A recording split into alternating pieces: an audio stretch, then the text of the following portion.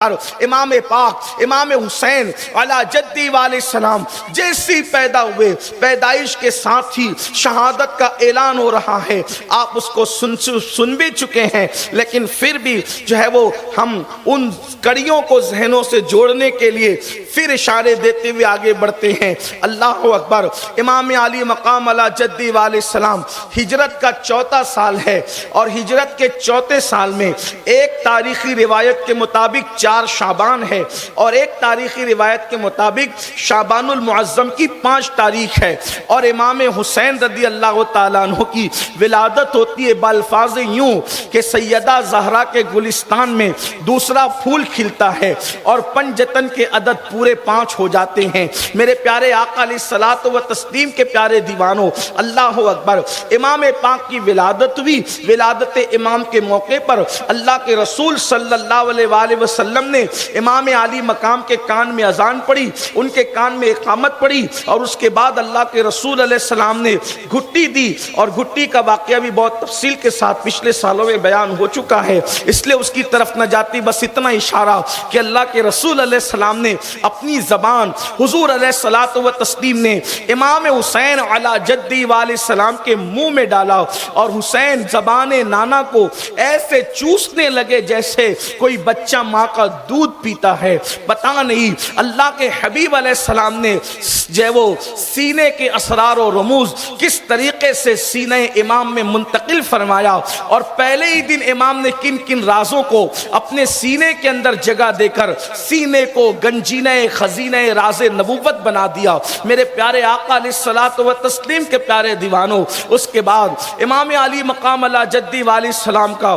معصوم امام علی مقام علی جدی علیہ السلام کا جو ہے وہ مبارک بچپنا، بڑا خوبصورت ترین بچپنا مصطفیٰ جان رحمت سید المعصومین صلی اللہ علیہ وآلہ وسلم کی گود میں گزرتا ہے. عمر کے تقریباً 6 سال امام علی مقام علی جدی علیہ السلام نے اپنے نانا کی گود میں گزارے ہیں. آقا کریم صلی اللہ علیہ وآلہ وسلم اللہ اکبر اتنا پیار فرماتے ہیں آپ سے. صحابہ کہتے ہیں اللہ کے رسول امام حسین کے ہونٹوں کو، منہ کو اور لعاب کو ایسے چوستے تھے جیسے کوئی انسان کھجور چوسا کرتا ہے، اور بار بار ایک دعا رہتی تھی زبان پر، اے اللہ میں اس سے محبت کرتا ہوں، تو بھی اس سے محبت فرما، اور جو میرے حسین سے محبت کرے تو اس سے بھی محبت فرما. اللہ اکبر. یعنی کربلا کا منظر دل و دماغ کے اندر جب سامنے آتا ہوگا، تصورات اور تخیلات میں آتا ہوگا، تو اس وقت اللہ کے حبیب علیہ الصلوۃ و تسلیم کا پیار کا اظہار یوں ہوتا ہوگا. بلکہ حضور علیہ الصلوۃ و تسلیم نے جب پہلی مرتبہ امام حسین کو اپنی گود میں لیا، اور گود میں لینے کے بعد آقا کریم مسکرا رہے تھے، اتنے میں سید الملائکہ جبریل امین حاضر ہوئے اور عرض کیا، یا رسول اللہ صلی اللہ علیہ وآلہ وسلم مبارکباد، آپ کے گھر میں آپ کی بیٹی کو بیٹا آیا ہے، آپ کے گھر بیٹا آیا ہے. لیکن یا رسول اللہ، اللہ تبارک و تعالی آپ کو یہ خبر دیتا ہے میرے ذریعے سے کہ آپ کے اس شہزادے کو فرات کے کنارے پر بھوکا اور پیاسا آپ کی امت شہید کر دے گی. اللہ کے رسول علیہ السلام نے فرمایا، جبریل میرے اس نواسے کو، میرے اس بیٹے کو میری امت فرات کے کنارے پہ شہید کر دے گی؟ جی یا رسول اللہ، اگر آپ چاہیں تو میں اس زمین کی مٹی جس کو کربلا کہتے ہیں وہ مٹی بھی پیش کر سکتا ہوں. اور حضرت جبریل امین نے پھر وہ مٹی مصطفیٰ جان رحمت کو اس وقت پیش فرمائی، اور اس کے بعد عرض کیا، یا رسول اللہ صلی اللہ علیہ وآلہ وسلم جب یہ مٹی سرخ ہو جائے تو اس وقت سمجھ لیا جائے کہ حسین پاک کربلا میں شہید ہو گئے. اس وقت حضور علیہ السلام نے سب سے پہلے مرتبہ شہادت امام حسین کو سنا. آپ غور فرمائیں، اندازہ کریں، امام علی مقام کی شہادت سب سے پہلے جس نے بیان کی، اس بیان کرنے والے کو جبریل کہتے ہیں، اور سب سے پہلے جس نے شہادت امام حسین کو سنا اس کو سید العالمین سید المعصومین مصطفیٰ جان رحمت کہتے ہیں.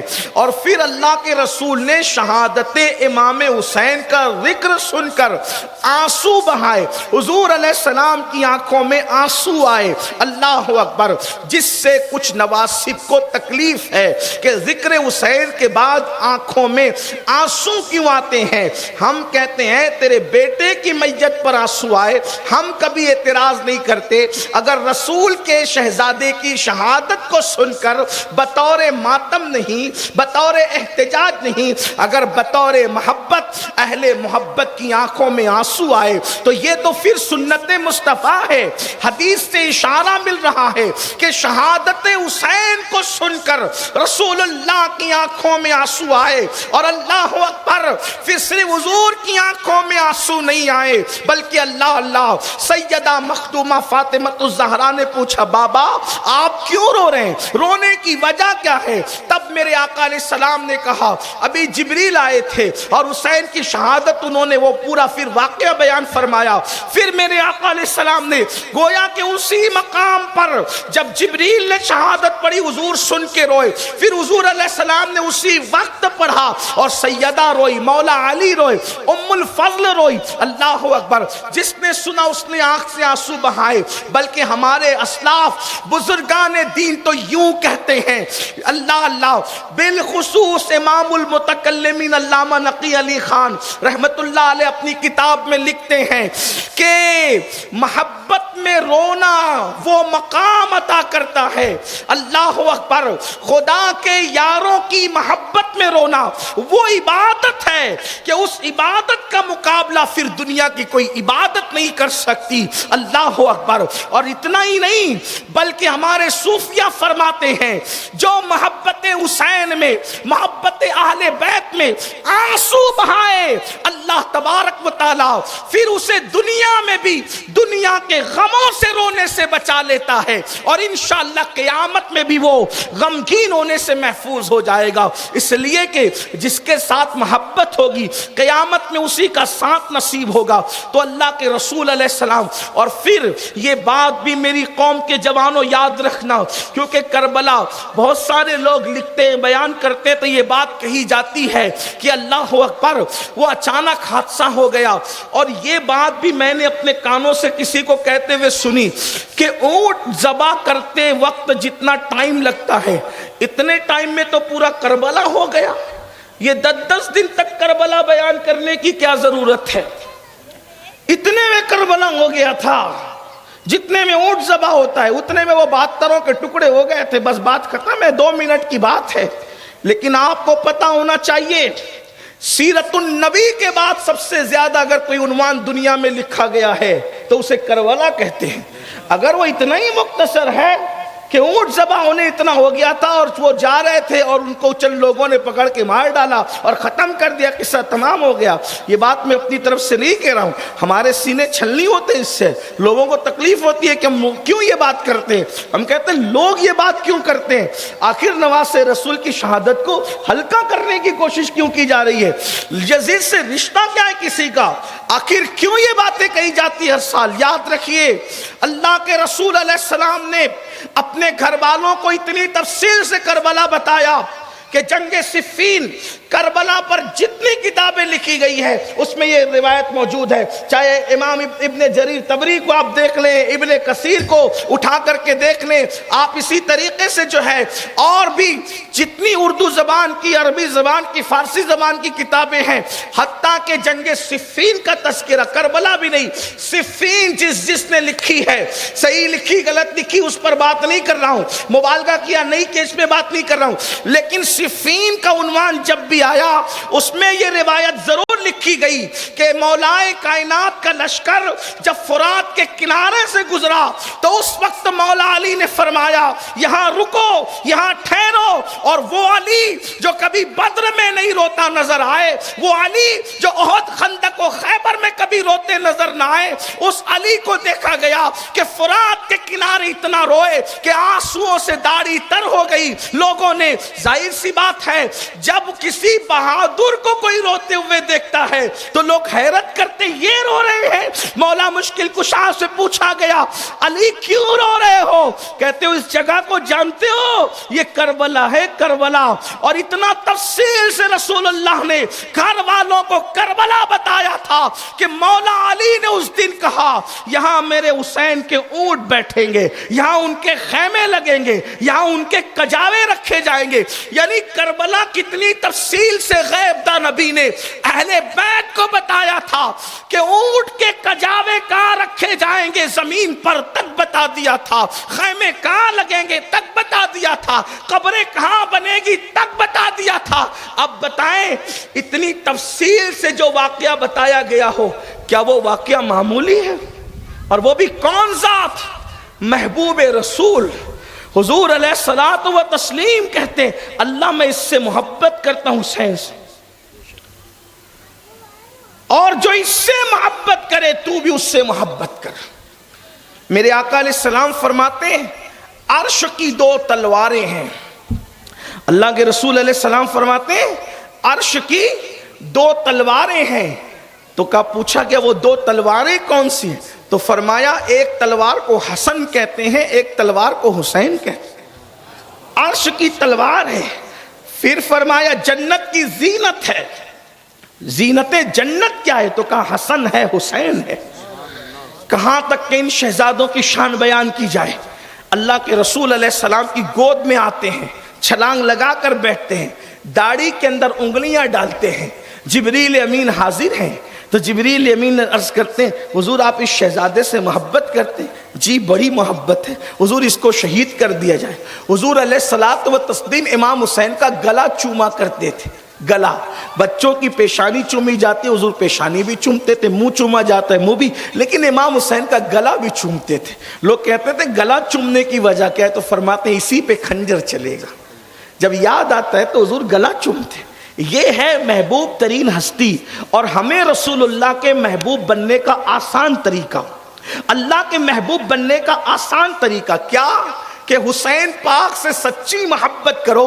حضور فرماتے جو اس سے محبت کرے گا وہ اللہ کا محبوب بن جائے. احب اللہ من احب حسینا، وہ اللہ کا محبوب ہے جو میرے حسین سے محبت کرتا ہے. بلکہ ایک روایت یہاں تک بیان کی گئی، اللہ کے رسول علیہ السلام ایک دعوت میں تشریف لے جا رہے، ایک بچے کو بچوں میں کھیلتے دیکھا تو حضور علیہ السلام اس کو پیار کرنے لگے. صحابہ نے پوچھا حضور اس بچے سے کوئی خاص رشتہ ہے؟ کہا کوئی رشتہ نہیں ہے، بس یہ میرے حسین سے محبت کرتا ہے.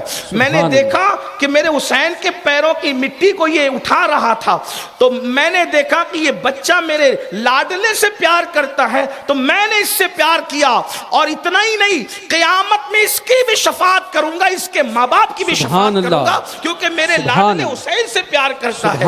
میرے پیارے آقا علیہ السلام کے پیارے دیوانوں، سیدنا ابو ہریرہ رضی اللہ تعالی فرمایا کرتے تھے. یہاں پھر ایک بات عرض کروں جو میں ہر سال کہتا ہوں، ہر جگہ کہتا ہوں، یہ کہ صحابہ نے اہل البیت سے جتنی محبت کی ہے آج اس کا ہم تصور نہیں کر سکتے. صحابہ سچے لوگ تھے، صاف دل لوگ تھے. حضور علیہ السلام نے ان کے دلوں کا تزکیہ کیا تھا، وہ پیور لوگ تھے. اللہ اکبر. تو حضرت ابو ہریرہ رضی اللہ تعالیٰ عنہ نے جس وقت حضرت سیدنا امام حسین کی جوتیاں سیدھی کی اور اپنی امامے کے شملے سے جو ہے وہ آپ کی جوتیوں کو صاف کیا تو اس وقت امام علی مقام نے آپ سے کہا آپ یہ کیوں کرتے ہیں؟ تو اس وقت حضرت ابو ہریرہ نے امام حسین کی پیشانی چوم کے کہا حسین ان کانوں نے باتیں سنی ہیں اور آپ کی فضیلت جتنی میں جانتا ہوں واللہ اگر لوگ جاننے لگے تو آپ کو زمین پہ چلنے نہیں دیں گے، لوگ آپ کو سروں پہ اٹھا کر کے پھریں گے. سبحان اللہ. سبحان اللہ. آپ کی فضیلت میں جانتا ہوں، اگر لوگ جاننے لگے تو آپ کو زمین پہ چلنے. امام حسین اس ہستی کا نام ہے اور آپ گئے ہیں اللہ کے دین کو بچانے کے لیے، اس لیے کہ پورا وہ سسٹم جو دین کا سسٹم تھا اس کو صرف ایک اشارے کے طور پر، کیونکہ میں نے آپ کو کل کہا کہ میں نے کوئی یزید کا ذکر نہیں کرنا اور صرف اس سال لوگوں کی یہ فرمائش ہے کہ 25واں سال ہے تو ایک بار تو داستان کربلا مکمل بیان کر دیں، لیکن پھر بھی میں لوگوں سے کہتا ہوں زندگی ختم ہوگی لیکن نکات کربلا کے ختم نہیں ہو سکتے، پھر بھی جتنی کوشش ہے کاوش ہے ہم اس پہ کریں گے انشاءاللہ، تاکہ کم از کم کچھ تو لوگوں کو معرفت نصیب ہو اور کربلا کی داستان کا ایک حد تک ادراک ہو۔ تو امام علی مقام علی جدی علیہ السلام کو ایک سسٹم خطرے میں نظر آ رہا تھا یزید کی حکومت کی شکل میں، کیونکہ ہماری قوم کا جو نظریہ ہے اور جو نقطہ نظر ہے ان کے نزدیک نماز، روزہ، حج اور زکوٰۃ اسی کو اسلام کہتے ہیں۔ لیکن ایک بات میں آپ کو پہلے عرض کروں تاکہ آپ کے ذہن میں بات آ جائے کہ جو دنیا کے تمام انسان ہے جو مسلمان نہیں ہے اور وہ اسلام کو بغض، عناد اور حسد کی نظر سے دیکھتے ہیں، ان کو نماز، روزے، حج اور زکوٰۃ سے کوئی تکلیف نہیں ہے۔ وہ چاہتے ہیں کہ آپ نماز پڑھتے رہیں، روزہ رکھتے رہیں، حج کرتے رہیں، قربانیاں کرتے رہیں، زکوٰۃ دیتے رہیں۔ انہیں کس اسلام سے تکلیف ہے؟ انہیں سیاسی اسلام سے تکلیف ہے۔ اسلام دشمن طاقتوں کو سیاسی اسلام سے تکلیف۔ سیاسی اسلام کا مطلب کیا؟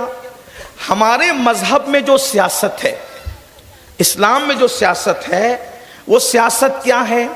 ہمارے مذہب میں سیاست ہے وہ یہ ہے کہ جو مسلمانوں کا امیر ہوگا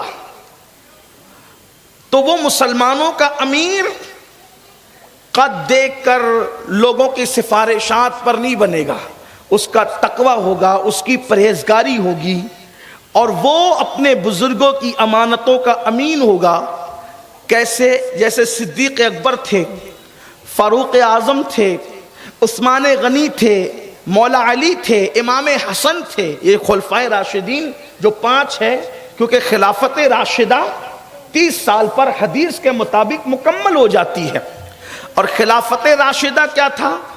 باپ کے بعد بیٹا نہیں بیٹھے گا، چچا کے بعد بھتیجا نہیں بیٹھے گا، ماموں کے بعد بھانجا نہیں بیٹھے گا، بلکہ جو حقدار ہوگا اس وقت جو سب سے بہتر ہوگا وہ مسلمانوں کا امیر ہوگا، یہ ہے۔ اور اس کو اکابرین چنیں گے، مسلمانوں کی اکثریت چنے گی، اور پھر وہ یہ کہ وہ اللہ رب العزت کے قانون کو نافذ کرے گا، شریعت کو نافذ کرے گا۔ کیسے؟ یعنی اگر کوئی چوری کرے، چوری کی ایک مقدار ہے، کوئی چوری کرے تو اس کا ہاتھ کاٹا جائے گا، ہر جگہ نہیں، جہاں اسلامی حکومت ہے وہاں چوری کرے، اسلامی حکومت ہوگی، ہاتھ کاٹا جائے گا۔ زنا کرے، اگر وہ غیر شادی شدہ ہے تو کوڑے لگیں گے، اور شادی شدہ ہے تو اس پر جو ہے اس کو سنگسار کیا جائے گا لوگوں کے سامنے علل اعلان۔ اب آپ سے پوچھتا ہوں، جب زانی سنگسار ہوگا لوگوں کے سامنے تو کیا کوئی زنا کرنے کی ہمت کرے گا؟ جس کے ہاتھ کٹیں گے کیا پھر وہ کوئی چوری کرنے کی ہمت کرے گا؟ جو شراب پیے گا اس کو کوڑے لگائے جائیں گے۔ اسی طریقے سے ایک قانون ہے اسلام کا، بہرحال، اور مگر ایسے نہیں کہ 2 لوگوں نے کہہ دیا، ادھر اس نے کہہ دیا کہ فلاں نے زنا کر لیا تو سنگسار، ایسے نہیں۔ کوا کان لے گیا پر اسلام فیصلہ نہیں کرتا۔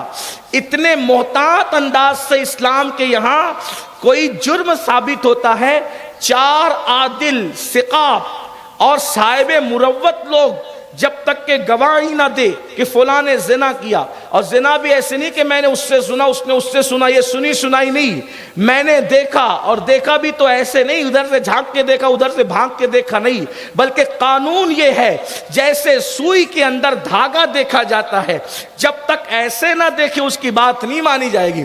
چاروں آئے گواہی دینے، ایک ساتھ چلے آئے تو بھی نہیں مانا جائے گا۔ یہ قانون ہے ہمارے یہاں۔ اگر کسی کو اسلام کا لاء اور قانون پڑھنا ہے تو اس کو جو ہے وہ پڑھنا چاہیے۔ اتنا خوبصورت اللہ نے قانون نازل کیا ہے۔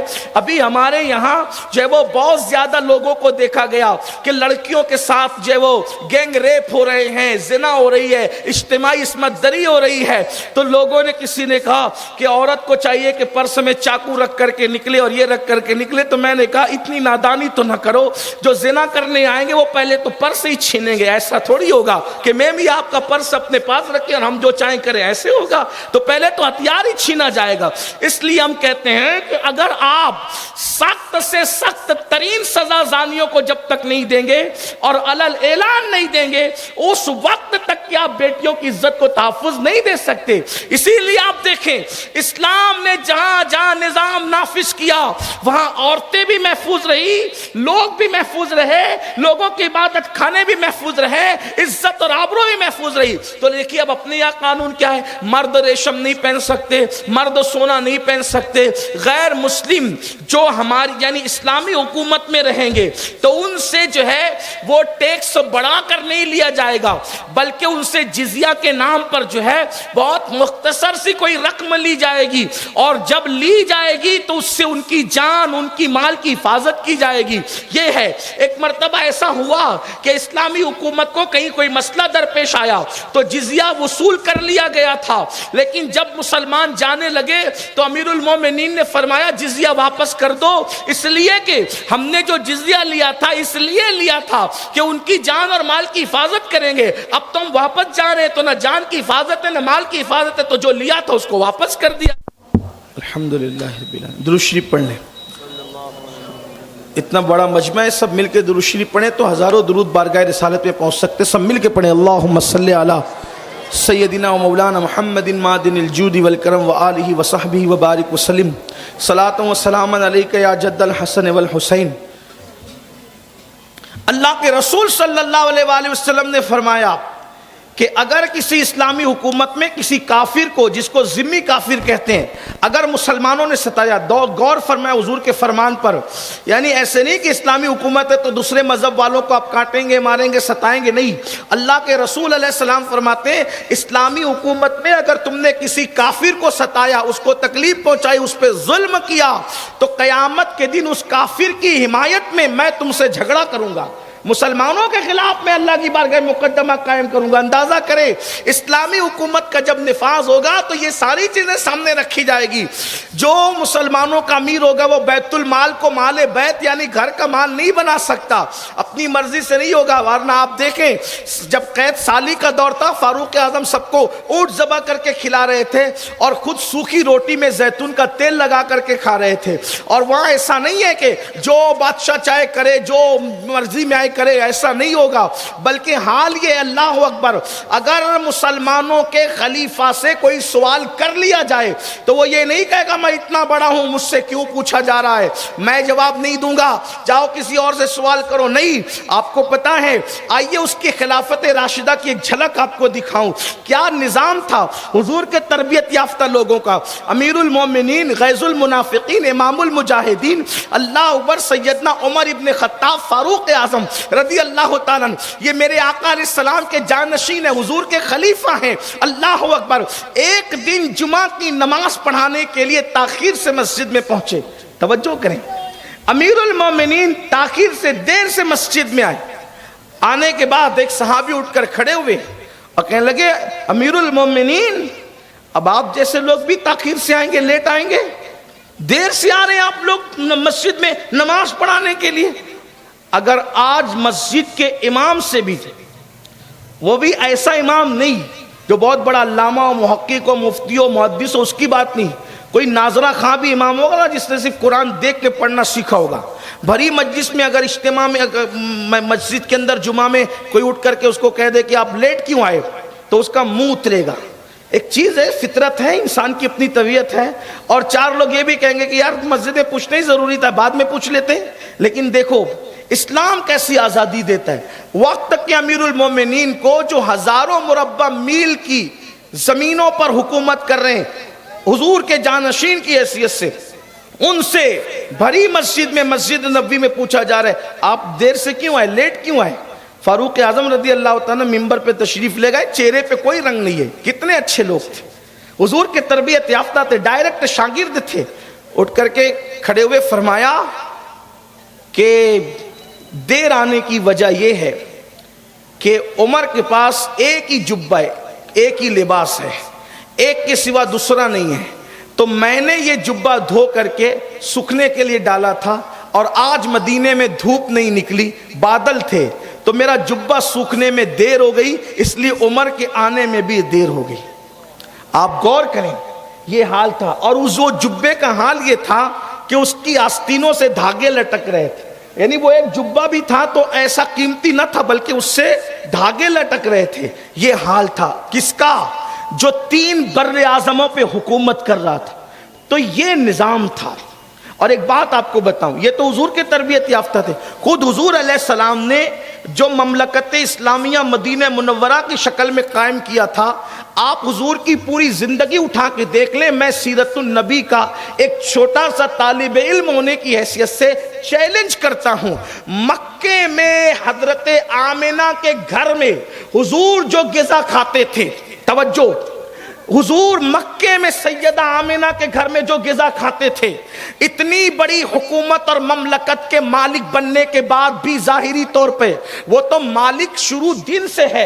آسماں خان, زمیں خان, زمانہ مہمان, صاحب خانہ لقب کس کا ہے؟ تیرا تیرا. خالق کل نے آپ کو مالک کل بنا دیا. دونوں جہاں ہے آپ کے قبضہ و اختیار میں. اللہ اکبر, میں تو مالک ہی کہوں گا کہ وہ مالک کے حبیب یعنی محبوب محب میں نہیں, میرا تیرا. اللہ اکبر. مگر اس وقت جو سیدہ آمنہ کے گھر میں غذا ہے, اتنی بڑی حکومت کی بنیاد رکھنے کے بعد وقت کے تاجدار جن کے قدموں میں سرنڈر ہو گئے, وقت کے بڑے بڑے سردار جن کی نالین کو بوسہ دینے کے لیے تیار ہو گئے, آخری دن بھی رسول اللہ کی غذا وہی تھی.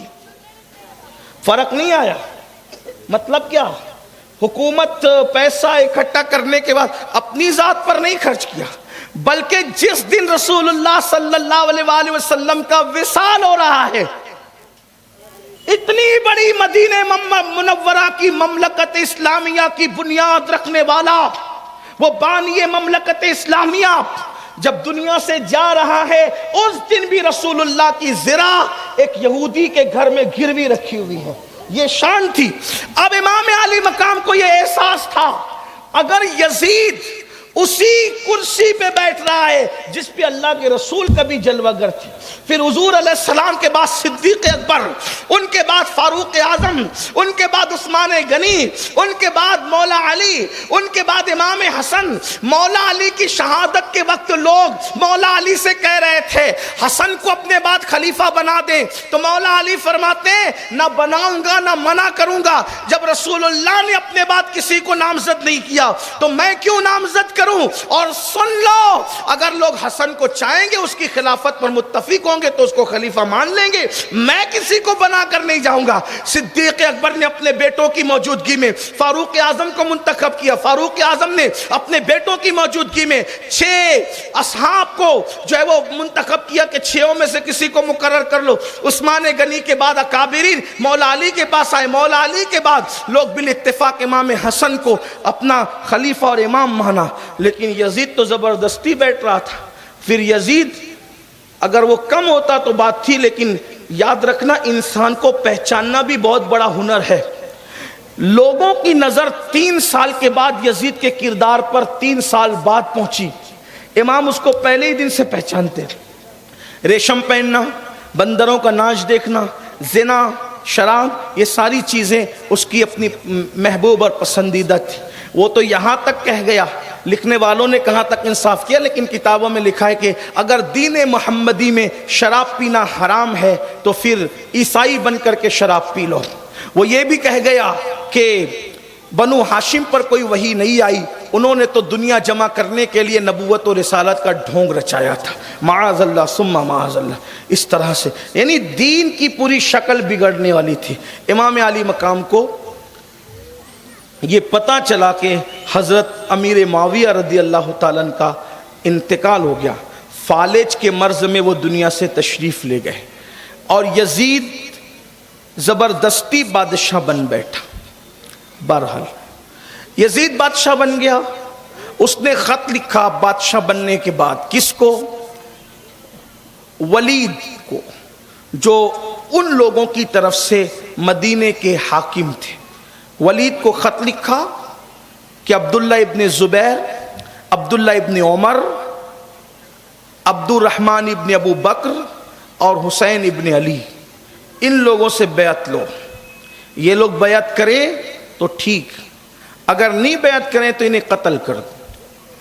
یعنی پہلے ہی دن سے اس کی نیت خراب. اور یہ صرف دشمن امام حسین کا نہیں تھا، امام حسن کی شہادت میں بھی پورے طور پر یزید کا ہاتھ ہے۔ اس کے ثبوت ہیں تاریخ کے اندر، باضابطہ طور پہ باتیں، وہ یزید ہی تھا۔ وہ ایک الگ تفصیل ہے، لیکن ہم دور چلے جائیں گے۔ تو عرض یہ کر رہا تھا کہ امام علی مقام تو مدینہ منورہ میں مقیم تھے۔ کہتے ہیں کہ رجب المرجب کی 15 تاریخ کو یا رجب المرجب کی 22 تاریخ، اختلاف ہے تاریخوں میں، 15 تاریخ یا 22 تاریخ کو حضرت امیر معاویہ کا فالج کے مرض میں وصال، وہ دنیا سے تشریف لے گئے۔ یہ جناب جو ہے وہ خود ساختہ طور پر اس نے ماحول تو پہلے ہی سازگار کر رکھا تھا، تو یہ بادشاہ بن بیٹھا۔ اور جب خط آیا تو دوپہر کے وقت امام علی مقام پاک مسجد نبوی شریف میں، آپ کا زیادہ تر وقت امام پاک کا مسجد شریف میں ہی گزرتا تھا، اپنے نانا کے پہلو میں قدموں میں زیادہ تر وقت گزارتے تھے۔ اور میں نے بہت کتابوں میں پڑھا کہ امام علی مقام مسجد نبوی شریف میں ہی رہتے تھے، زیادہ تر وقت وہیں گزارتے تھے۔ تو میں سوچتا تھا کہ وقت وہاں زیادہ کیوں گزارتے تھے، لیکن جس مقام پر، اس جگہ پر جب انسان بیٹھے تو پتہ چلے کہ دنیا کی کسی جگہ پہ اتنا لطف نہیں آتا جتنا رسول اللہ کے پہلو میں بیٹھنے سے لطف آتا ہے۔ انسان سارے غم بھول جاتا ہے، ساری تکلیفیں فراموش کر جاتا ہے۔ بہرحال آپ دوپہر کا وقت تھا، حضرت سیدنا عبداللہ ابن زبیر اور حضرت امام علی مقام کو ولید نے ایک آدمی اپنا بھیج کر کے بلایا کہ جاؤ دونوں کو بلا لاؤ، اس لیے کہ عبداللہ ابن عمر سے ان کو زیادہ خطرہ نہیں تھا، کیونکہ عبداللہ ابن عمر کو لوگ مسجد کی کبوتری کہتے تھے۔ یعنی آپ کا زیادہ تر عبداللہ ابن عمر جو تھے وہ مسجد میں وقت گزارا، بڑے زاہد تھے، بڑے پارسا، سنت رسول کے بڑے عامل تھے، حضور سیدنا فاروق اعظم کے شہزادے تھے۔ تو یہ بات بھی کہی گئی تھی ایک دوسرے خط میں کہ عبداللہ ابن زبیر کا حال یہ ہے کہ جب تک وہ موقع نہ پائیں گے وہ آگے نہیں آئیں گے۔ عبداللہ ابن عمر سے کوئی مسئلہ نہیں ہے، اس لیے کہ عبداللہ ابن عمر تو عبادت گزار آدمی، ان کی توجہ اس طرف نہیں ہوگی۔ لیکن امام حسین سے تھوڑا ہوشیار رہنے کی ضرورت ہے، کیونکہ وہ شیر کا بیٹا شیر ہے، ہاں وہ برداشت نہیں کرے گا کسی کو، تو اس لیے پہلے ادھر نظر زیادہ ہونی چاہیے۔ مورخین نے لکھا ہے تو ولید نے بلایا بھی امام حسین کو اور عبداللہ ابن زبیر کو، دونوں مسجد میں بیٹھے تھے، دونوں حضرات نے کہا کہ اچھا تم چلو اور ہم آتے ہیں۔ جب وہ چلا گیا قاصد نامور چلا گیا تو عبداللہ ابن زبیر، حضرت سیدنا عبداللہ ابن زبیر اور امام علی مقام نے بات کی، دونوں میں بھی رشتہ داری تھی نا۔ حضرت عبداللہ ابن زبیر میں، یہ حضرت عبداللہ ابن زبیر کون تھے؟ یہ عبداللہ ابن زبیر تھے حضرت اسما کے بیٹے، اور حضرت اسما کون تھی؟ سیدنا صدیق اکبر کی شہزادی، ٹھیک۔ اسی طرح حضرت زبیر جو تھے، زبیر ابن عوام، یہ حضور علیہ الصلوۃ والتسلیم کے پھوپھی کے بیٹے، حضرت صفیہ کے بیٹے تھے، یعنی حضور علیہ السلام کے پھوپھی زاد بھائی تھے زبیر۔ تو پھوپھی زاد بھائی کا، اور جیسے حضور کے پھوپھی زاد بھائی تھے ویسے مولا علی کے بھی زبیر ابن عوام پھوپھی زاد بھائی تھے۔ تو پھوپھی زاد بھائی کا بیٹا، پھوپھی زاد بھائی کا بیٹا کیا ہوا؟ وہی پھوپھی زاد حضرت زبیر جو ہے وہ پھوپھی کے بیٹے، تو پھوپھی زاد بھائی کا بیٹا کیا ہوا؟ بھتیجا ہوا۔ تو اس رشتے سے مولا علی کے اور رسول اللہ کے عبداللہ کون لگتے تھے؟ بھتیجے لگتے تھے۔ سسرال کے رشتے سے بھانجے لگتے تھے اور ددیالی رشتے سے بھتیجے لگتے تھے۔ تب بھتیجے لگتے تھے تو یہ رشتے میں امام حسین کے بھائی لگتے تھے، ٹھیک، یہ رشتہ تھا۔ اب بات سمجھ میں آئی؟ حضرت زبیر مولا علی کے پھوپھی زاد بھائی اور حضرت عبداللہ اس باپ کے رشتے سے امام علی مقام کے اس رشتے سے بھائی لگتے تھے۔ تو یہ رشتہ داری تھی۔ تو دونوں نے آپس میں سرگوشی کی کہ یہ ٹائم اس وقت ایسا کیوں ہے کہ امیر بلا رہا ہے، اس ٹائم تو وہ کسی سے ملتا نہیں۔ تو اس وقت امام حسین نے کہا ایسا لگتا ہے شاید حضرت امیر معاویہ کا انتقال ہو گیا، اس وجہ سے اس ٹائم بے وقت بلایا جا رہا ہے۔ تو عبداللہ ابن زبیر نے کہا میں تو چلا، میں نہیں رکوں گا مدینہ شریف میں اس سے ملوں گا ہی نہیں۔ اور وہ سیدھا گھر آئے اور آنے کے بعد مکہ شریف روانہ ہو گئے۔ امام علی مقام اپنے خاندان کے 50 جوانوں کو لیا اور فرمایا بے وقت بلایا گیا ہے، ہم جائیں گے لیکن کوئی دھوکہ نہ ہو، اس لیے تم میرے ساتھ چلو، اور اگر کوئی گفتگو ہو اور آواز تیز ہو تو تم اندر چلے آنا، ورنہ میں خود بات کروں گا۔ المختصر یہ کہ امام گئے تو وہاں مروان بھی بیٹھا ہوا تھا۔ مروان بڑا نیچ قسم کا انسان، امام حضرت سیدنا عثمان غنی کی شہادت میں اس کا عمل دخل، اس کے بعد مسلمانوں کے معاملے میں فتنہ پھیلانے میں اس شخص نے بڑے گھنونے کارنامے میں، اگر آپ کو میرا جملہ جو ہے وہ کان پہ بوجھ لگے تو معاف کرنا، لیکن یہ بڑا گندا انسان تھا جس کو مروان کہتے۔ بلکہ بزرگوں نے یہ یہاں تک فرمایا کہ ہمارے آقا علیہ الصلوۃ والتسلیم کا یہ فرمان ہے کہ لوگ جو ہیں وہ بیٹے پیدا کرتے ہیں، حکم باپ پیدا کریں، اور اس کے باپ حکم پر اللہ کے رسول نے لعنت کی تھی، لعنت مروان کے باپ پر۔ اور حضور علیہ السلام جنہوں نے دشمنوں کے لیے چادریں بچھائی، مروان کے باپ حکم کو آپ نے مدینہ منورہ سے باہر کر دیا تھا، شہر بدر کر دیا تھا۔ صدیق اکبر کے دور میں اس میں آنے کی کوشش کی، انہوں نے نہیں لیا، فاروق اعظم کے دور میں آنے کی کوشش کی، انہوں نے نہیں لیا، کہ حضور نے جس کو نکال دیا ہم اس کو نہیں لیں گے۔ بہرحال تو یہ حکم کا بیٹا تھا، موجود تھا، اور یہ مروان اتنا گندا انسان تھا کہ یہ مسجد نبوی شریف میں حسنین کریمین کے سامنے مولا علی کو گالیاں دیتا تھا۔ یہ وہ انسان ہے، وہ وہاں موجود تھا۔ تو امام پاک نے دیکھا، ولید سے پوچھا آپ نے مجھے کیوں یاد کیا؟ تو کہا کہ امیر کا انتقال ہو گیا ہے اور یزید جو ہے وہ بادشاہ ہیں اور وہ اس کی آپ بیعت کریں۔ انہوں نے ولید نے اس کو خلیفہ کہا، میں خلیفہ نہیں کہتا اس کو، ظاہر سی بات ہے کہ وہ خلیفہ تھا ہی نہیں، وہ خود ساختہ بادشاہ تھا۔ بادشاہ بھی بہت دل پہ پتھر رکھ کے کہتا ہوں، ورنہ اس کی کوئی اوقات ہی نہیں ہے، لیکن صرف سمجھنے سمجھانے کے لیے کوئی تو ٹائٹل دینا پڑے گا، وہ بادشاہ بن گیا ہے، آپ اس کی بیعت کریں۔ تو آپ نے فرمایا کہ مجھ جیسا آدمی یزید کی بیعت ایسے کیسے کر سکتا ہے؟ چھپ کے میں بیعت نہیں کروں گا، اگر یزید کی بیعت لینا ہے تو آپ مجمع عام میں اعلان کیجئے، مجمع عام میں اعلان کرو، جو سب کریں گے وہ ہم بھی کریں گے۔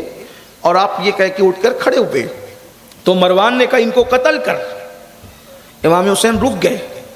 آپ یاد رکھیں یہ کوئی مبالغہ نہیں ہے، بنو ہاشم کے جوان بڑے بہادر تھے، بنو ہاشم کے جوان بڑے بہادر تھے، اور پھر ان بنو ہاشم میں بھی جو مولا علی کی نسل ہے اللہ نے انہیں بہادری عطا کی، بلکہ اللہ کے رسول علیہ السلام کی حدیث ہے کہ اللہ نے اور لوگوں کی نسل سے زیادہ قریش کے اندر بہادری رکھی ہے، اور قریش میں بھی اللہ نے بنو ہاشم کو بہادری عطا کی ہے۔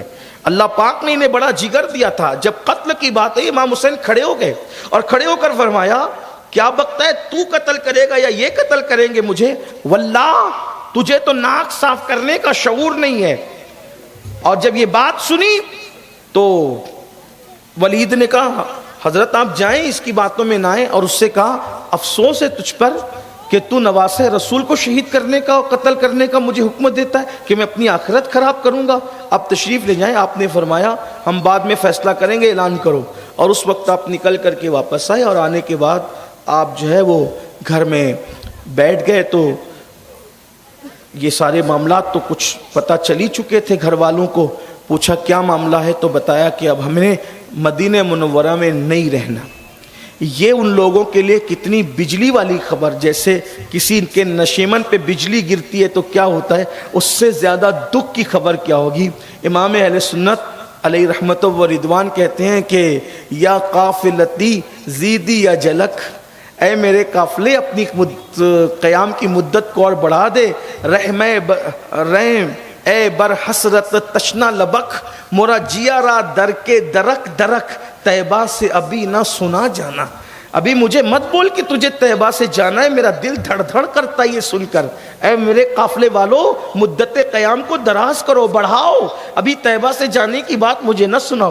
14ویں صدی کا عاشق جب یہ درد دل رکھتا ہے تو جو وہاں پیدا ہوئے ہوں گے، وہیں پلے بڑے، جن کا سب کچھ طیبہ میں تھا، مدینہ منورہ میں تھا، جب یہ بات سنی کہ ہم نے مدینہ چھوڑ دینا ہے، رہنا نہیں، غیرت اسلام دیکھیں، حمیت اسلام دیکھیں، دین پہ बे कुर्बानी का जज्बा देखें, एक लम्हे में फैसला हो रहा है, हमने नहीं रहना, इसलिए कि या तो अपनी ख्वाहिश बचाना है या तो दीन बचाना है। अपनी ख्वाहिश और तमन्ना है मदीने मुनव्वरा में रहना, और रसूलुल्लाह की ख्वाहिश और तमन्ना यह है कि दीन बचाना। हम अपनी ख्वाहिशात को मुस्तफ़ा जाने रहमत की मर्जी पे कुर्बान कर देंगे, हुजूर की मुबारक ख्वाहिश पे कुर्बान कर देंगे। हम मदीने में नहीं रहेंगे, दीन बचाने के लिए निकलेंगे। और उसके बाद फिर इमाम ने फरमाया तैयारी करो और जाएंगे हम। अब करबला कौन कौन गया इसमें बड़ा इख्तिलाफ है, कौन गया कौन नहीं गया, लेकिन मैं हज़रत मौलाना उस्ताद ज़मन हसन बरेलवी की तहकीक पर एतबार करते हुए कि उनके घर के जितने लोग थे सब गए, सिवाय हज़रत फ़ातिमा सुगरा के। ये हज़रत सुगरा नहीं, ये हज़रत उस्ताद ज़मन की तहकीक, इसलिए कि किताबें बहुत लिखी गई है, रिवायात बहुत हैं। अब किसे बयान करें, किसे ना करें, किसे छोड़ दें। अब बहुत सी किताबें ऐसी हैं जो लोग जानते हैं, जो नहीं जानते, लेकिन मेरी अपनी तमन्ना यही होती है कि जितना बुज़ुर्गों से मोतबर रिवायतें मिले वो पढ़ दूँ, ताकि आइंदा आपके लिए मुताले के लिए अल्लाह ताला रास्ते हमवार करे। मज़ीद आपको अल्लाह ताला तौफीक दे कि आप मारिफत अहले बैत के लिए आगे बढ़ें। तो सैयदा फ़ातिमा सुगरा वो नहीं गई थी, हज़रत मोहम्मद बिन हनफिया वो नहीं गए थे, और इसी तरीके से हज़रत जाफ़र के शहज़ादे जो बहनवई थे इमाम हुसैन के, हज़रत अब्दुल्ला इब्न जाफ़र तैयार, और चंद नाम उन्होंने लिखे हैं, ये नहीं थे। बाकी सब हत्ता के जिसकी पैदाइश को अभी 1 महीना ही हो रहा था, वो नन्ना सा शहज़ादा हज़रत सैयदना अली असगर, उनको भी जाने वालों में रखा गया। और फिर जब ये हुआ कि तैयारियां की जाए तो अहले बैत के दिल पर क्या गुजरी होगी आप जानते हैं। बस मैं इख्तिसार के साथ ये बात बयान करते हुए बात मुकम्मल करता हूँ कि शाम हुई, और उसके बाद शाम ने अपनी जो है वो जर्द चादर को सियाह चादर में तब्दील किया, और मदीनतुर रसूल के उफ़क़ और आसमान पर रात की सियाह जुल्फ़ें बिखर गई, और आधी रात को कुछ मुसल्ले पर रोने वाले रो रहे थे, कुछ सोने वाले सो रहे थे, और अगर जाग हो रही थी या रत जगा हो रहा था, रात अगर कहीं जग रही थी तो वो खैमे अहलुल बैत के अंदर, अहले बैत के जो है वो घरों में, खैमों में नहीं बल्कि घरों में, अहलुल बैत के घरों में रत जगा हो रहा था, चिराग जल रहे थे, सामान बांधे जा रहे थे, ऊँट तैयार किए जा रहे थे, कजावे कसे जा रहे थे। ऐसे में इमाम आली मकाम अला जद्दी वाली सलाम आखिरी सलाम अर्ज़ करने के लिए अपने नाना जान मुस्तफ़ा जान रहमत सल्लल्लाहु अलैहि वसल्लम की बारगाह में हाजिर होते हैं। हज़रत शेख मुहक्किक शेख अब्दुल हक मुहद्दिस दहलवी रहमतुल्लाह अलैह के नबीरा के उनकी तहरीर के मुताबिक उन्होंने तहरीर फरमाया है। नबीरा शेख मुहक्किक तहरीर करते हैं कि जब इमाम अली मकाम अपने नाना के मज़ार पे गए, आज भी जो मदीने मुनव्वरा जाते हैं और जब वो अलविदाई हाज़री के लिए जाते हैं, अल्लाह की कसम लोगों के कदम नहीं उठते, ऐसा लगता है कदम मनो मन जो है वो वज़नी हो चुके हैं, मनो मन वज़नी हो गए, कदम उठते नहीं। दिल ऐसा कहता है काश मदीने मुनव्वरा से जाने की बजाय यहीं पे मर जाए। हज़रत उस्ताद ज़मन ने मदीने मुनव्वरा से जाने वालों के लिए एक मिसरा लिखा है, बल्कि आने और जाने वालों के लिए पूरा शेर लिखा। कहते हैं ज़िंदगी मर के जीते हैं जो आते हैं, जो जाते हैं मदीने को हसन, मर के जीते हैं जो जाते हैं मदीने को हसन, और जी के मरते हैं जो आते हैं मदीना छोड़कर। यानी कि एक मौत तारी होती है इंसान के ऊपर जब वो मदीने मुनव्वरा छोड़ता है। अहले ज़ाहिर के लिए कुछ नहीं होता, लेकिन अहले इश्क के लिए तो मौत से भी बड़ी तकलीफ़ है मदीने तैयबा को छोड़ना। लेकिन ऐ मेरी कौम के جوانوں اور میری ماؤں اور بہنوں اور دور نزدیک میں پوری دنیا میں انٹرنیٹ پر جو لوگ بھی سن رہے ہیں ان سب کی توجہ چاہتا ہوں. اللہ اکبر. جو 8 دن 10 دن مدینہ طیبہ میں قیام کرے، مدینہ جس کا وطن نہ ہو، اس کی الوداعی حاضری کی کیفیت یہ ہوتی ہے. لیکن سیدہ کے لال کا کیا حال ہوا ہوگا جس وقت وہ آخری اور الوداعی سلام کے لیے مصطفیٰ جان رحمت کی بارگاہ میں گئے ہوں گے. کیسی قربانیاں ہیں. بلکہ آپ کو میں ایک بات اور کہہ دوں، علی اکبر کی شہادت حسین اعظم کے لیے آسان تھی، لیکن مدینہ منورہ چھوڑنا کتنا مشکل تھا. ذرا اندازہ تو کرے نا. ایک طرف علی اکبر ہے، علی اکبر چھوٹ رہے ہیں، مصیبت ہے، لیکن ادھر تو نانا چھوٹ رہے، جان کائنات چھوٹ رہے، سید العالمین چھوٹ رہے، روح کائنات کے شہر پاک سے دور جایا جا رہا ہے. البتہ شیخ محقق کے نبیرہ لکھتے ہیں حسین پاک گئے، نانا کی قبر انور سے لپٹ گئے اور آنکھ لگی تو خواب میں کیا دیکھا، اونگ آئی تو مصطفیٰ جان رحمت جلوگر ہیں اور اپنے نواسے کو سینے سے لگاتے ہیں اور سینے لگا کر حضور علیہ السلام کی آنکھ میں آنسو ہے. امام عرض کرتے ہیں یا رسول اللہ، اب آپ کا نواسا آپ کو الوداعی سلام پیش کرنے کے لیے آیا ہے. آقا میں نے مدینے میں نہیں رہنا ہے. آقا علیہ السلام فرماتے ہیں میرے لال جا، تجھے کربلا میں بھوکا پیاسا شہید کیا جائے گا. آقا علیہ السلام سینے لگا کے خود بتا رہے ہیں تیرے بچوں کو شہید کیا جائے گا اور پھر تمہیں حسین استقامت اور صبر و رضا کا پیکر بن کر اللہ اکبر اپنی جگہ پر قائم رہنا، دین کی حفاظت کرنا. اس وقت گویا امام کہتے ہوں گے نانا جان آپ کا حسین ہمیشہ کے لیے آپ کے مدینے سے جا رہا ہے. سیدہ کا لال سب کچھ چھوڑ کر مدینہ منورہ کو گویا کہ سونا سونا کر کے نبی کی امانت آج مدینے سے جا رہی ہے. حسین پاک نے کہا ہوگا نانا جان اب آپ کہہ رہے ہیں کہ حسین تمہیں شہید ہونا ہے، بھوکا پیاسا تمہاری اولاد کو شہید ہونا ہے، تو نانا جان جس وقت میرے علی اکبر کے جسم کے ٹکڑے کیے جائیں اس وقت آپ کا حسین صبر و رضا کا پیکر بنا رہے، اس کی آپ دعا کر دیں. نانا جان جس وقت میرے قاسم کا وجود خون میں لہو لہان ہو اس وقت آپ حسین کے صبر پر استقامت کی دعا کر دیں. جس وقت میرے معصوم علی اصغر کو جو ہے وہ تیروں سے چھلنی کیا جائے اس وقت حسین صبر کا دامن ہاتھ سے نہ چھوڑے. یہاں پوری داستان کربلا میں میں جہاں جہاں معصوم کہوں گا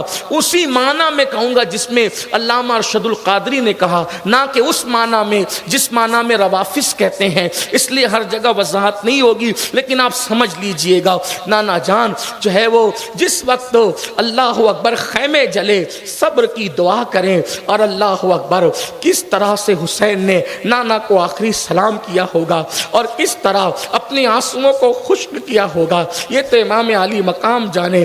امام علی مقام اپنے نانا کو سلام پیش کرتے ہیں اللہ اکبر اور لپٹ لپٹ کر روتے ہیں اور خواب سے جب آنکھ بیدار ہوتی ہے تو آنسوؤں کی لڑیاں تھی. امام اپنے نانا کے مزار کو دیکھتے اور نانا کے مزار کے در و دیوار کو دیکھتے. ہائے ہائے آج کے بعد اب لوگ قیامت تک صبح و شام مدینے آتے جاتے رہیں گے لیکن ہائے اب وہ مدینہ کبھی نہیں آئے گا.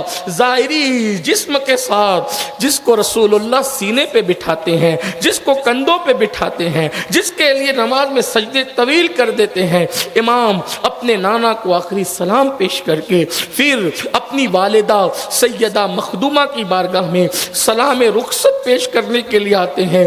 انہوں نے کیسے سلام پیش کیا، کیا عرضیاں پیش کی یہ تو میں نہیں جانتا لیکن محض چشم تصور سے اللہ اکبر ہمارے صوفیہ نے جو بیان کیا ہے کہ امام جب ماں کے مزار پر سلام رخصت پیش کرنے پہنچے اور ہم محض چشم تصور سے دیکھتے ہیں تو ایسا لگتا ہے اللہ اکبر اللہ اکبر چاند پورے آب و تاب کے ساتھ چمک رہا ہے، ستاروں کی انجمنیں سجی ہوئی ہے، درودوں کے گجرے لے کر کے ملائکہ زمین پہ ارض مدینہ پہ اتر رہے ہیں اور کربلا کا مسافر سیدہ کا لال ماں کے مزار کو لپٹ کر کہتا ہے امی جان، جس کو بڑے نازوں سے پالا تھا، جس کو بڑے ناز و نم سے پرورش کی تھی۔ امی جان جب میں روتا تھا تو نانا کہتے تھے فاطمہ حسین کو نہ رلایا کرو، حسین روتا ہے تو میرا دل تڑپ جاتا ہے۔ اللہ اکبر، جس حسین کے لیے قافلے روک لیے جاتے تھے، جس حسین کے لیے سجدے طویل کر دیے جاتے تھے، جس حسین کو کندھوں پہ اٹھایا جاتا تھا، اور امی جان جس حسین کی بھوک کے لیے آپ تڑپ جاتی تھی، جس کے لیے چکیاں چلاتی تھی، اللہ اکبر۔ امی جان اب یہ آپ کا بیٹا ہمیشہ کے لیے مدینے سے جا رہے، امی میرے صبر کے لیے دعا کرنا امی۔ اللہ اکبر، پتہ نہیں ماں کو کیا معروضات پیش کیے حسین پاک نے، اور صوفیہ یہاں تک کہتے ہیں کہ امام علی مقام نے جب یہ عرضیاں لگائی تو اس وقت سیدہ پاک کے مزار اقدس پر جو ہے وہ زلزلے کی کیفیت نمودار ہوئی۔ اللہ اکبر، یعنی کہ قبر انور ہلنے لگی۔ پتہ نہیں اس وقت تو امام کی کیا کیفیت ہوگی اور کس طرح سے خشک کیے گئے ہوں گے، لیکن اتنا ضرور ہے محض چشم تصور سے اہل عشق اللہ اکبر یہ کہتے ہیں کہ سیدہ کی طرف سے ندا آئی، حسین فاطمہ کے دودھ کا حق ادا کرنا میرے لال، اے لال فاطمہ جس دن کے لیے تجھے پالا گیا ہے اس کا حق ادا کرنا۔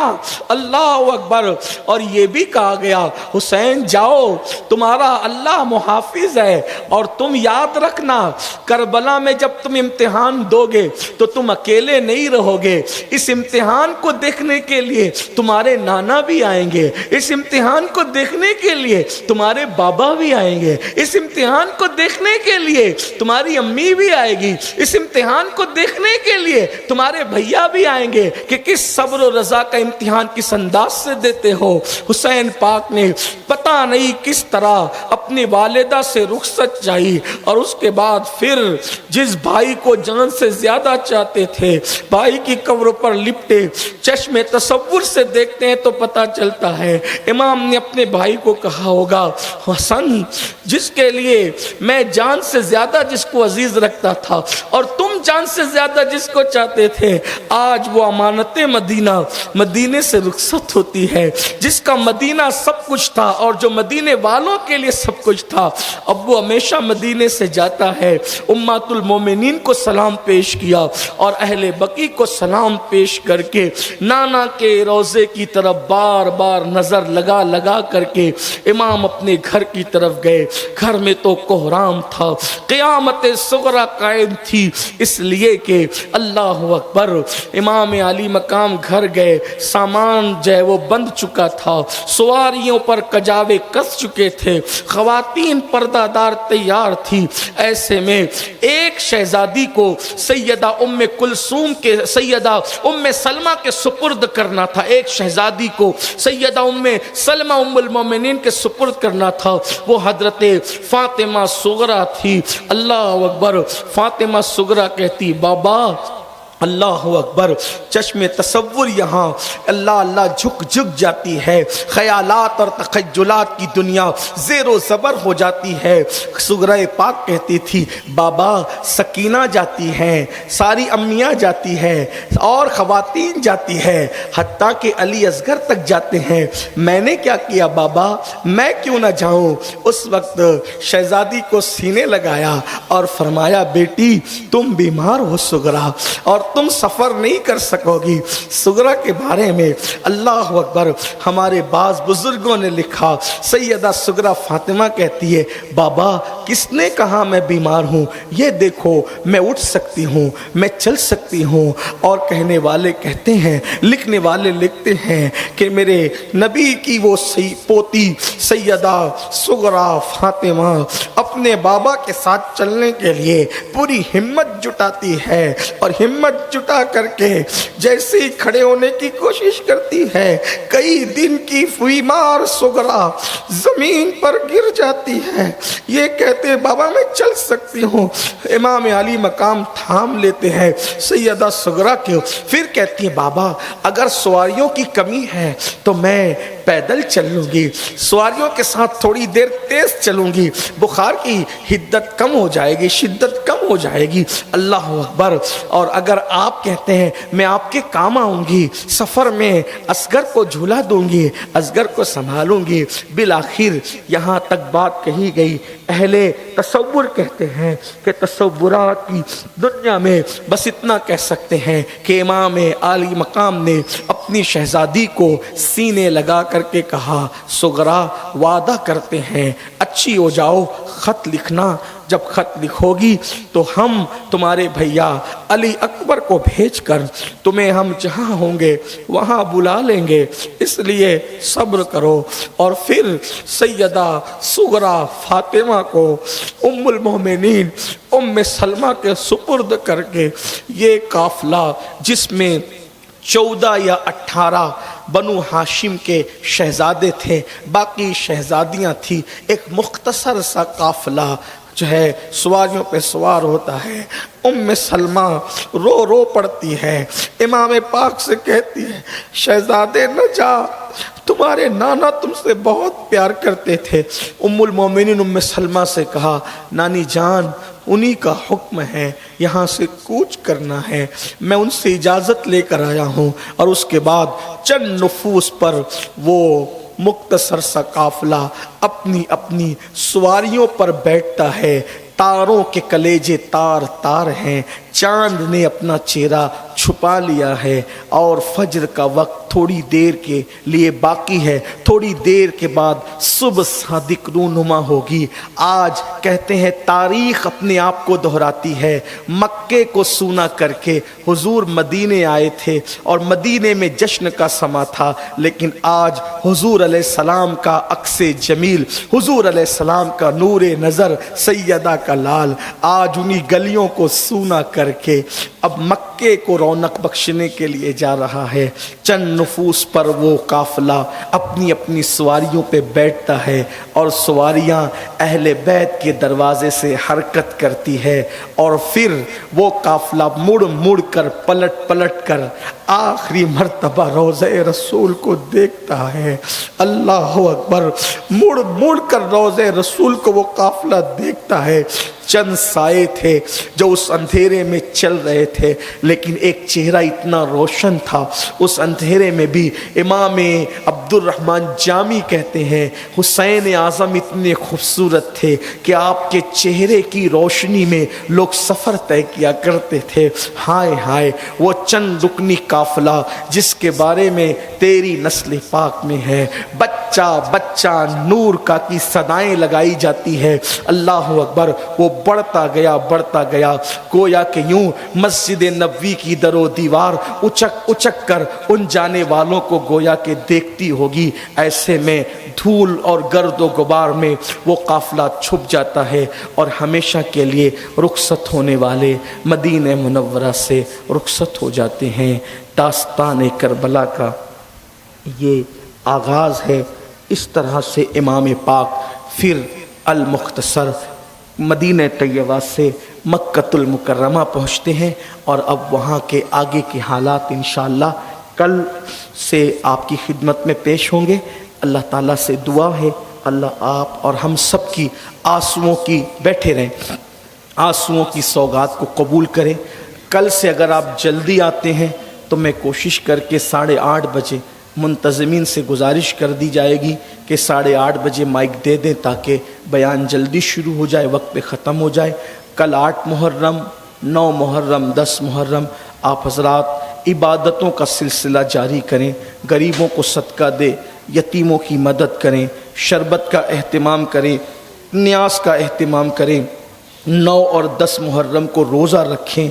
इस रोज़े की बड़ी फजीलत है कि जो आशूर का रोज़ा रखता है अल्लाह ताला एक रोज़े के बदले में उसको 1 साल के रोज़े का सवाब अता फरमाता है या उसके 1 साल के गुनाह माफ़ किए जाते हैं। इसलिए रोज़ों का अहतमाम करें। ख़वातीन से भी गुजारिश है कि 9 और 10 मुहर्रम को ज़रूर रोज़ा रखें।